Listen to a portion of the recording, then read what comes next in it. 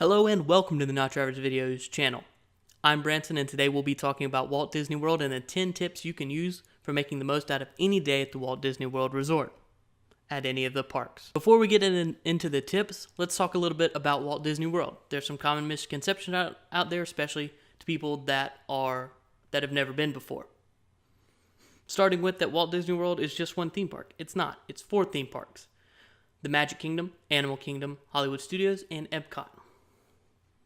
It also has 2 water parks, a shopping center, multiple golf courses, multiple mini golf courses, and an abundance of on-site hotels. And that's something we need to talk about, the difference of staying on-site and off-site.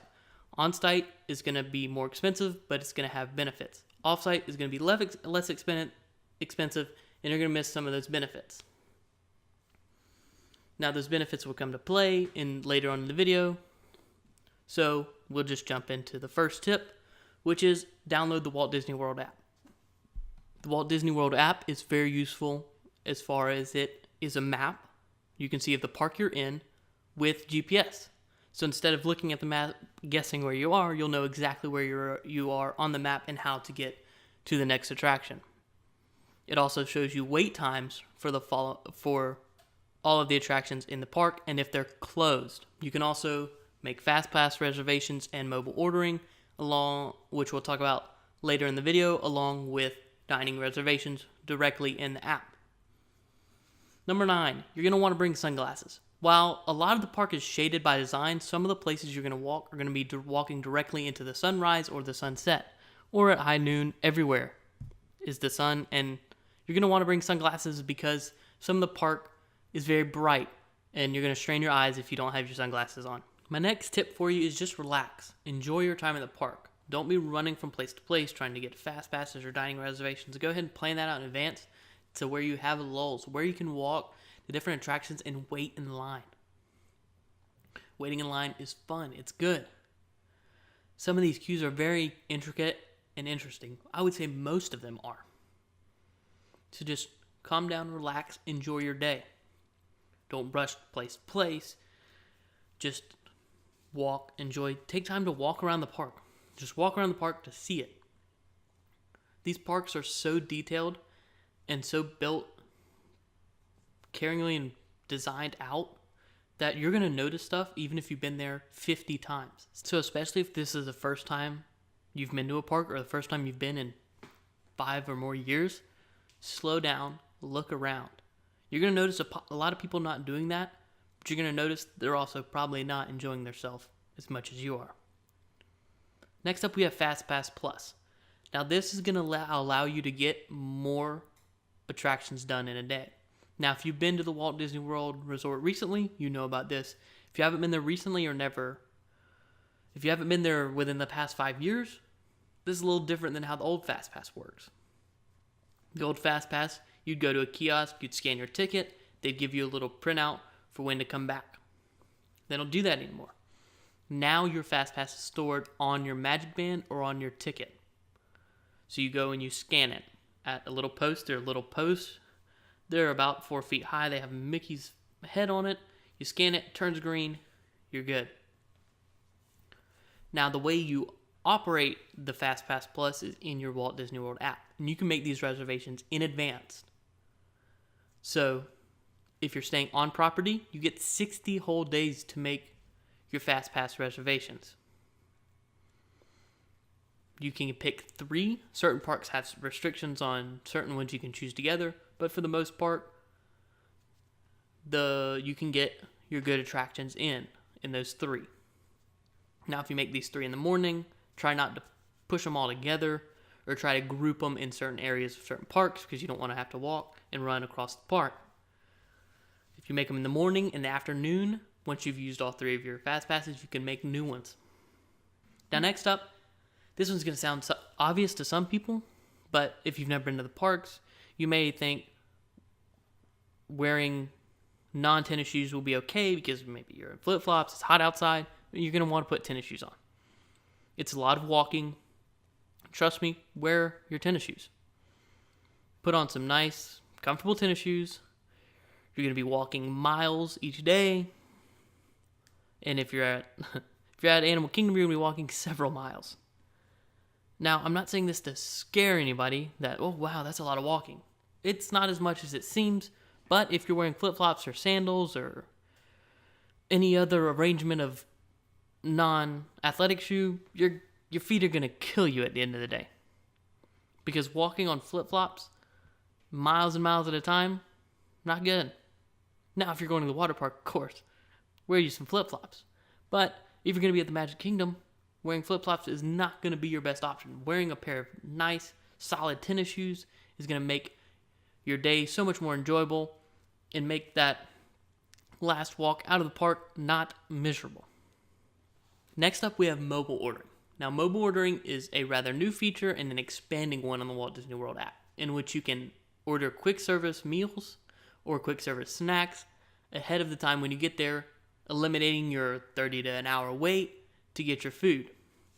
Now, those of you who are not familiar with the two different types of dining at Walt Disney World, there is quick service and table service. Table service is where you're waited upon by a waiter or waitress, and you sit down, eat, order your food, it is brought to you. Quick service is any stand or restaurant where you go up to a counter, you order from person number 1, and then you go up to the counter and person number 2 gives you your food after a certain amount of time when they pull it or sometimes cook it or prepare it. The way you make this is through the Walt Disney World app. You pick what you order, you tell them when you're going to be there to pick it up, and they'll have it ready for you with minimal wait. Sometimes you may have to wait 5 minutes or so, but it's a lot better than an hour, which I have personally experienced waiting in line when you're hungry, late in the day, trying to get some lunch. It's much nicer than waiting in that line, trust me. Especially if you're going to be going to a different part of the park. You're in this part of the park now, you're going to be there an hour and a half or so. Tell them to delay it. You're going to enjoy it so much more than trying to rush to here to there, just knowing your food will be ready when you get there. Next up is bring a backpack. Now, backpack is going to be really, really useful to you in very many ways. So you can put snacks in there, you can put water bottles in there, whether you bring your own or buy them in the park. It's a convenient way to carry stuff around. You get a souvenir, but you're still going to be in the park for another 6 hours. If it fits in the backpack, you can throw in the backpack. You don't have to worry about dragging it around. If you're somebody that gets hungry, you got snacks, you're waiting in line. Oh, it's still got 20 minutes to wait for Pirates of the Caribbean. Let me pull out a bag of Cheez-Its and eat it so I'm not starving and I can enjoy the ride more. It's also helpful for storing rain gear like raincoats or ponchos, which we'll talk about a little bit later. That rain's going to come into play a little bit later.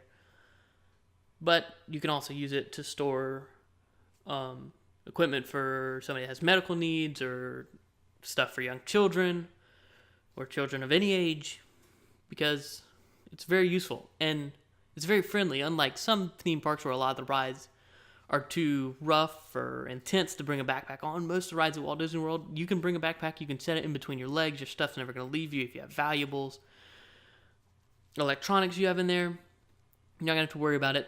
Now, some of the rides you may get wet, so it's kind of iffy if you want to get in that situation. Most times it's going to be fine. It also helps with cell phones these days. They need charge. They got battery packs. You got cords. If you got camera equipment, if you're somebody that's doing stuff like that, it all fits in that backpack. It's great. It may get heavy towards the end of the day, but it's a lot better than carrying all those bags individually in your hands. Your hands are going to be free to eat that Dole Whip while you're walking onto the Jungle Cruise or whatever you want to do.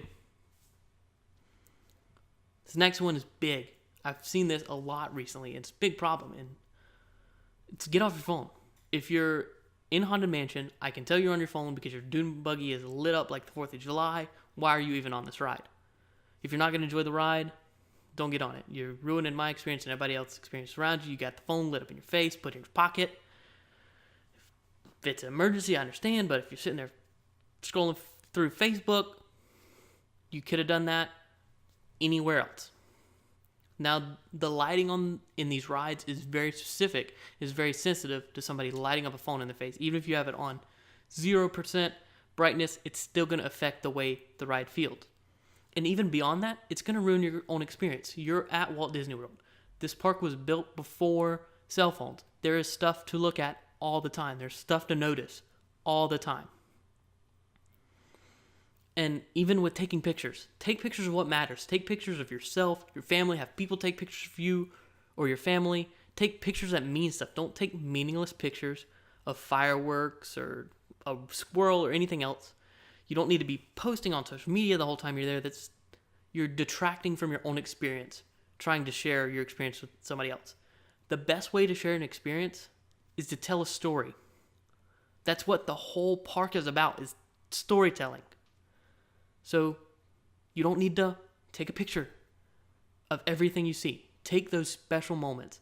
You or your family in front of the castle or in front of your favorite ride, a ride you've been waiting to ride your whole life, take a picture in front of that. You don't need to record the ride, especially with equipment like a phone. You're never going to get a good picture, especially on some of these darker rides. Pirates of the Caribbean, Haunted Mansion, you're just making light for everybody else's experience to be ruined. And let's talk about fireworks. Unless you have the right equipment, and most people don't, you're not going to get a lot out of videoing or taking pictures of the fireworks. So just put away your phone. I mean, have it on you in case of emergency. You don't need to turn it off or anything, but just get off the phone. There's nice people online. You can talk to them. You can see stuff. Now, I understand if there's an hour and 20-minute wait, you want to get on your phone in the queue at some points, but take a chance to look around. See the different things. There's a ton of hidden detail that you can enjoy and share with people once you're done.